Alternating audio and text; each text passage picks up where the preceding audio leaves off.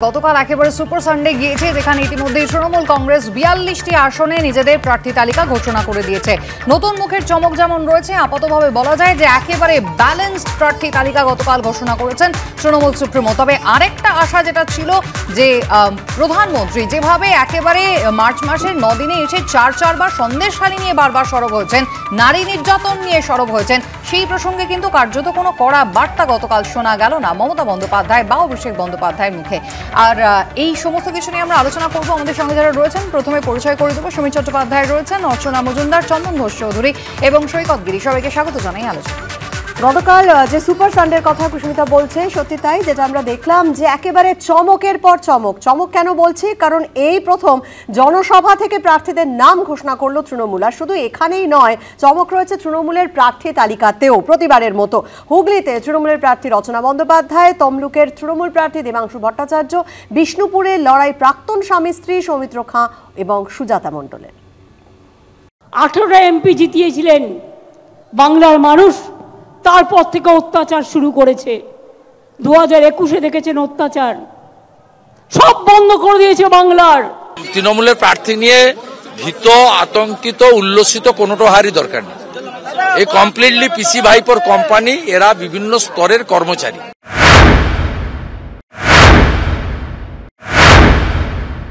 এই জন্য আমরা বলি যে ভোট ইডি সিবিআই দেবে না, ভোট দেবে মানুষ। মানুষ কড়ায় গন্ডায় জবাব দেবে। ভাইপো বড় বড় ডায়লগ দিচ্ছিল, এখন পিসি ডায়লগ দিচ্ছে। ভাইপো বলছিল আগামীর রায় নাকি কি সব এসব বলে বেড়াচ্ছে। আমি ভাইপোকে মঞ্চ থেকে বলছি, ভালো করে লিখে রাখুন, আগামীর রায় চোর ভাইপোর বিদায়। এটাই আগামীর রায় হতে চলেছে।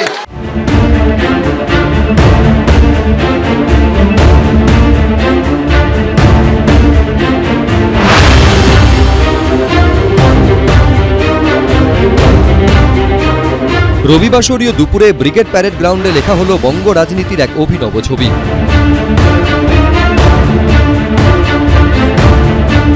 ভোট মানে জনতার রায়, চার দেওয়ালের মধ্যে থেকে নয়। এই প্রথম ব্রিগেডের জনসভা থেকে প্রার্থীদের নাম ঘোষণা করল তৃণমূল।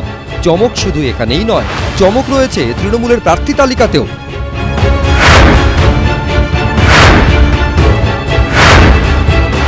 তৃণমূলের সমর্থক অনেকদিন ধরে ছিলাম, এরকম না যে আমি অন্য কোনো পার্টির সমর্থক ছিলাম বা হঠাৎ করে তৃণমূল আমার জীবনে এলো। হয়তো আমি রাজনীতি করিনি, কিন্তু আমি দিদির সমর্থক বরাবর ছিলাম। কারণ আমি নারীবাদীতে বিশ্বাসী, আমি নারী শক্তিতে বিশ্বাসী। আর যার মুখ্যমন্ত্রী একজন নারী, তার পাশে যদি রচনা ব্যানার্জি না থাকে তাহলে কে থাকে? লড়াইটা মোদি ভার্সেস মমতা। এই লড়াইয়ে যতই লকেট ভার্সেস রচনা করুক না কেন, কিচ্ছু করতে পারবে না। পূর্ব মেদিনীপুরের তমলুকেও এবার হতে পারে প্রেস্টিজ ফাইট। এই কেন্দ্রে তৃণমূল দলের আইটি সেলের প্রধান দেবাংশু ভট্টাচার্যকে প্রার্থী করে চমক দিয়েছে। এই কেন্দ্রেই বিজেপি প্রার্থী হতে পারেন সদ্য অবসরপ্রাপ্ত বিচারপতি অভিজিৎ গঙ্গোপাধ্যায়। দুদিন আগে রাজনীতিতে যোগ দেওয়া একজন 61 বছরের ব্যক্তি মানুষের পাশে দ্রুত ছুটে গিয়ে পাশে দাঁড়াতে পারবেন, নাকি 5 বছর ধরে রাজনীতির ময়দানে কিছু কিছু করে শিক্ষা লাভ করা একটা 28 বছরের তরতাজা যুবক দ্রুত দৌড়ে গিয়ে মানুষের পাশে দাঁড়াতে পারবেন? এই বিচারটা তমলুকের মানুষের উপর ছেড়ে দিলাম। আমাদেরকে 42টা আসনই দখল করতে হবে, যাতে তৃণমূল পশ্চিমবঙ্গ থেকে মুছে যায়। 24 লোকসভা ভোটে আর এক নজর কাড়া কেন্দ্র বিষ্ণুপুর। এখানে এবার প্রাক্তন স্বামী স্ত্রীর লড়াই। বিজেপি প্রার্থী সৌমিত্র খাঁ, তার সঙ্গে লড়াই তাঁর প্রাক্তন স্ত্রী সুজাতা মণ্ডলের। আমি একটা না বুঝতে পেরে একটা অপদার্থ জনপ্রতিনিধিকে নির্বাচিত করার জন্য অনুরোধ করেছিলাম, আর আমার সেই ভুল ক্ষমা করে দিন। আর বিষ্ণুপুরের মানুষ আজকে 5টা বছর সেই লোকসভার প্রতিনিধিকে, বিজেপির এমপিকে একটা দিনের জন্য পাশে পায়নি। তাই জন্য বিষ্ণুপুরের মানুষ আর তাকে ভোট দেবে না। বিষ্ণুপুর লোকসভায় যদি কোনো রাজনৈতিক ব্যক্তিত্ব দাঁড়াতো, তাহলে রাজনীতিগত ভোট হতো এবং একটা কম্পিটিশন হতো। বিষ্ণুপুর লোকসভা পশ্চিমবাংলার মধ্যে সর্বোচ্চ ব্যবধানে ভারতীয় জনতা পার্টি জিতবে। ঘাটালেও এবার তারকা যুদ্ধ। এখানে এবার তৃণমূল প্রার্থী দেবের সঙ্গে লড়াই বিজেপির তারকা প্রার্থী হিরণময় চট্টোপাধ্যায়ের। কৃষ্ণেন্দু অধিকারী, সঞ্চয়ন মিত্র, তুহিন অধিকারী, এবিপি আনন্দ। আলোচনায় আসবো। আমি সমীর বাবুকে দিয়ে শুরু করবো। সমীর বাবু, একদম প্রথমেই যেটা বললাম যে গতকালের যে প্রার্থী তালিকা ঘোষণা হলো তৃণমূল কংগ্রেসের, তা একেবারে সামগ্রিকভাবে দেখতে গেলে ভীষণ রকমের একটা ব্যালেন্স তালিকা। কিন্তু এখানে মুখ্যমন্ত্রী মমতা বন্দ্যোপাধ্যায় কিন্তু মঞ্চেও আমরা দেখলাম যে সেই মনরেগায় কেন্দ্র টাকা দিচ্ছে না, এবং সেই অভিযোগ যেমন সামনে আনলেন, তার পাশাপাশি রাজ্য কিভাবে কম্পেনসেট করছে, সাধারণ মানুষের পাশে দাঁড়িয়েছে, সেই বক্তব্য একেবারে পরিসংখ্যান দিয়ে পরিষ্কার করে দিলেন। কোথাও সেটাকেই জাস্টিফাই করার জন্য কি অনেক বেশি গুরুত্ব এবারের প্রার্থী তালিকায় পেলেন ভূমিপুত্ররা, যাতে মানুষের এই উন্নয়নটাকে একেবারে তারা দুয়ারে পৌঁছে দিতে পারেন? দেখুন, তৃণমূলের প্রার্থী তালিকা একটা ইনক্লুসিভ লিস্ট আমরা কালকে দেখলাম। আমরা কথাই বলি, একটা কথা আছে, সঘুন দল পাঠান মোগল এক দেহে হলো লীন। অর্থাৎ সার্থক প্রতিচ্ছবি এই লিস্টে পাওয়া গেছে, যেখানে ধর্মনিরপেক্ষ, সমাজতান্ত্রিক, যুক্তরাষ্ট্রীয় ভারত রাষ্ট্রের যে একটা মঙ্গল ধ্বনি কাল ব্রিগেড সেটা দেখিয়ে দিয়েছে। এটা হচ্ছে যে বিজেপির কাছে একটা আতঙ্ক এবং রক্তচাপও বাড়িয়ে দিয়েছে, কারণ এই অভিনব ব্রিগেডে কোনোদিন আজ পর্যন্ত ইতিহাসে একটা 42টা সিটে লোকসভা কেন্দ্রে বাংলায় 42 জনের নাম দেখানো হয়েছে, এবং পূর্ব ভারতে এর আগে এত বড় ব্রিগেড হয়েছে কিনা আমি তো জ্ঞান তো দেখিনি। বিজেপির রক্তচাপ বাড়বে কেন মনে হচ্ছে? বিজেপি তো এখানে প্রধান বিরোধী শক্তি এবং কেন্দ্রে আছে যেন তেন প্রকারের ডবল ইঞ্জিন সরকার নয় বলেই 2021 সালে যে তাদের 200 লক্ষ ছিল, সেই মাত্রা যখন 77-এ নেমে এসছে, বাংলার মানুষ বাংলার মেয়ে মমতা বন্দ্যোপাধ্যায়কে চায়। কারণ মাথায় রাখতে হবে, যেভাবে ভারতবর্ষের 30টি রাজ্যের মধ্যে একমাত্র বাংলা যার মুখ্যমন্ত্রী মহিলা মুখ্যমন্ত্রী, সেই মহিলা মুখ্যমন্ত্রী সম্পর্কে যে ধরনের বিজেপির নেতারা হিজাব থেকে শুরু করে বারমুডা তত্ত্ব থেকে শুরু করে কি নাই বলেছে, শাসক দলের নেতারাও তো মন্তব্য করায় খুব পিছিয়ে ছিলেন এমনটা তো নয়। কিন্তু আমি এই জায়গায় অর্চনাদির কাছে আসি। অর্চনাদি, প্রথম কথা হচ্ছে 20টা আসনের জন্য প্রার্থী তালিকা ঘোষণা করে একটাতে ইতিমধ্যেই ব্যাকফুটে চলে যেতে হয়েছে বিজেপিকে। আসানসোল থেকে পবন সিং নিজে জানিয়ে দিয়েছেন তিনি দাঁড়াচ্ছেন না। কিন্তু এরপরে এই যে গতকাল যে 42টা আসনের প্রার্থী তালিকা শাসক দল ঘোষণা করলো, সত্যি কি বিজেপির রক্তচাপ বাড়বে? না, আপনারা প্রার্থী তালিকা নিয়ে কথা হচ্ছিল, তৃণমূলের বক্তা যা রাখলেন, আমি প্রথমে বলি, বাংলাকে গুজরাট হতে দেব না বলা তৃণমূলের নেত্রী ইউসুফ পাঠানকে গুজরাট থেকে এনে বাংলায় প্রার্থী করলেন। এক বিহারি সব বিমারি বলা তৃণমূল নেত্রী শত্রুঘ্ন সিনহাকে আসানসোল এবং কীর্তি আজাদকে প্রার্থী করলেন। ভালো সুন্দর করে গোল গোল রুটি বেলে যখন সন্দেশখালি জ্বলছে, যখন মেয়েরা তাদের মান সম্মান রাস্তায় দাঁড়িয়ে প্রতিবাদ করছে, সারা ভারতবর্ষ দেখছে, সেই সময় গোল গোল রুটি বেলা হাততালি দেওয়া ক্যান্ডিডেটকে তারা প্রার্থী করলেন। এইখানে প্রার্থী তালিকা আপনারা ব্যালেন্স খুঁজতে পারেন না। আমি মনে করি পবন সিংকে কিভাবে প্রার্থী করেছিল বিজেপি, পবন সিংকে কিভাবে প্রার্থী করা সেইটার সরাসরি উত্তর হলো রাজু বিস্তা দার্জিলিং এর প্রার্থী। এখনো হয়নি, এখনো হয়নি, হবে না, আমাদের লিস্ট বার করতে। গুজরাটে বাড়ি প্রধানমন্ত্রী, বারাণসীর প্রার্থী হচ্ছে। কিন্তু অর্চনাদি, এই যে মনোজ টিগ্গাকে প্রার্থী হিসেবে বিজেপি ঘোষণা করলো, জন বার্লা তো ক্ষিপ্ত হয়ে উঠেছেন। মনোজ টিগ্গার প্রচারটুকু পর্যন্ত করবেন না বলে দিচ্ছেন। দেখুন, একটা সিটে তো দুজন লড়তে পারে না, পারে কি না? মনোজ টিগ্গা আমাদের প্রথম দিনের বিধায়ক, 3 বারের বিধায়ক, যথেষ্ট ভালো কাজ করছেন। আপনি এরকম ফোরন কাটবেন না। তো আমি যেটা বলছিলাম, মনোজ টিগ্গা আমাদের ওপরে দলে আমি ঠিক করি না, আমাদের পশ্চিমবঙ্গের সুকান্ত শুভেন্দুরা ঠিক করে না, আমাদের পার্লামেন্টারি কমিটি ঠিক করে না, তার উপরেও আমাদের একটা সিস্টেমেটিক কি আছে, তারা যেটা বিবেচনা করেন, তারা যদি মনে করেন এই প্রার্থী সুইটেবল, যে পরিবেশ, যে সিট, তার স্পেসিফিক যে প্রার্থী, সমস্ত মিলিয়ে জাস্টিফিকেশন হয়। সুতরাং এখানে কে টিকিটটা পাবে, রুটি বেললে গোল গোল একজন পেয়ে যাবে, শিবের মাথায় কন্ডা, অবশ্যই দল ঠিক করবে কে টিকিট পাবে, অবশ্যই দল ঠিক করবে। কিন্তু চন্দনদা, এখানে শাসক দল তৃণমূল কংগ্রেসই হোক আর বিজেপি হোক, কারোরই কি বলার জায়গা আছে? এ দল থেকে ও দলে যিনি যাচ্ছেন, ও দল থেকে এ দলে যিনি যাচ্ছেন, তাদেরকে টিকিট দেওয়া হচ্ছে, তাদেরকে প্রাধান্য দেওয়া হচ্ছে, দলের অন্দরে ক্ষোভ বাড়ছে। গত পঞ্চায়েত নির্বাচন আপনার নিশ্চয়ই মনে থাকবে, তার আগে আমরা নবজোয়ার যাত্রা দেখেছিলাম, এবং কিভাবে বিক্ষুব্ধরা তারা হাতাহাতি, মারামারি, রক্তারক্তিতে জড়িয়ে পড়েছিলেন আমরা দেখলাম। কোথাও এই লোকসভা নির্বাচনের আগে সেটাই আবার অশনি সংকেত দেখা দেবে না তো? না, এটাই খুব স্বাভাবিক। আমরা এখানে অন্য কোনো ধারণা বা আমাদের নেই। ইনফ্যাক্ট আমরা যেটা বলতে চাইছি সেটা হচ্ছে যে পশ্চিমবাংলায় তৃণমূল কংগ্রেস যে 42টি আসনে প্রার্থী দিয়েছে এবং বিজেপি এখনো পর্যন্ত 20টি, 20টির মধ্যে 19টি বলা যেতে পারে, এর পরের প্রার্থী তালিকা আসবে। কিন্তু মূল ব্যাপারটা যেটা হচ্ছে সেটা হচ্ছে যে এখানে অনেকগুলো প্রশ্ন রয়ে গেছে। ধরো 3 জন বিজেপি যারা বিধানসভার সদস্য তারা কিন্তু লোকসভায় তৃণমূলের টিকিটে, আই মিন টু সে যে কোথায় একটা ডেমোক্রেটিক ক্রাইসিস হচ্ছে, একটা গণতান্ত্রিক প্রশ্ন উঠে যাচ্ছে।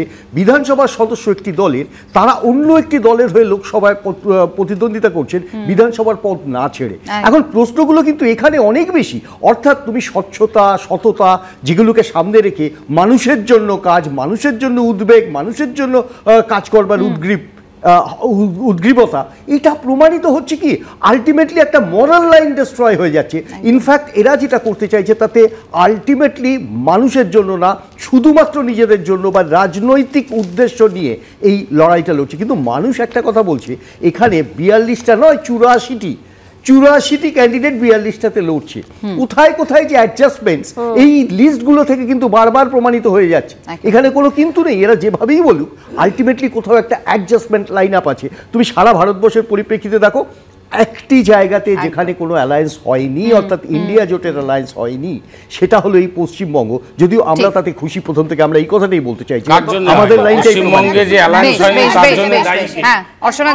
সকাল পর্যন্ত কংগ্রেস ভেবেছে তারা তৃণমূলের সঙ্গে জোট করবে, আজকে সকালে তারা ভাবছে সিপিএম এর সঙ্গে জোট করবে। রাজি নয়, প্রদেশ কংগ্রেস কোন রকম আসন সমঝোতায় রাজি নয়। প্রার্থী ঘোষণা হতেই ক্ষোভ বিক্ষোভ শুরু হয়ে গেল। প্রার্থী না হয় অর্জুন সিং বলেন যে দল একবারও যদি আমাকে বলতো আমি আসতাম না, এটা একরকম ধোঁকা দেওয়া হয়েছে। আমি ব্যারাকপুরকে চুজ করেছিলাম, ব্যারাকপুরে লড়বো, ব্যারাকপুরে বাইরে লড়বো না। দীর্ঘ টাল বাহানা করে আলটিমেটলি ব্যারাকপুরে টিকিট দেওয়া হলো না। দুঃখ শুধু এটাই, এই পার্টি আগে বলে দিত আমি দেবো না, চিন্তা ভাবনা দলের দায়িত্ব আমি কেন নেব? 1.5 বছর ধরে দলের দায়িত্ব কোনো ছিলাম না, শুধু এমপি ছিলাম। আর তারপরে এমপি আমাকে বলা হয়েছিল ব্যারাকপুরে টিকিট দেওয়া হবে, যে দলে নিয়ে এসেছিল সেই বলেছিল। সিজনাল কোনো ফ্রুট নেই, আমি 12 মাসের ফ্রুট। সবসময় রাজনীতিতে থাকি, মানুষের সঙ্গে থাকি, সিজনাল বলে আমার কিছু নেই। ভাবছেন অন্য কিছু? ভাবলে আপনাকে বলবো। আজকে আমি কর্মীদের সঙ্গে আমার কথা বলবো, কথা বলে দেখি। মনে আক্ষেপ তো থাকবেই, 1.5 বছর ধরে দল বলে নিয়ে এসছে কি আপনাকে টিকিট দেবো ব্যারাকপুরে। দল একবারও যদি আমাকে বলতো আমি আসতাম না। বললাম তো এটা একরকম ব্রিচ অফ ট্রাস্ট হয়েছে, এইরকম ধোঁকা দেওয়া হয়েছে, এটা ঠিক হয়নি। আর পাল্টা শুভেন্দু অধিকারীর কি বক্তব্য শুনুন। অর্জুন সিং মহোদয় কার্যত ভয়ে ওদিকে গেছিলেন। আমাদের অনেক নেতার সঙ্গে তার যোগাযোগ ছিল, আমার সঙ্গে যোগাযোগ ছিল।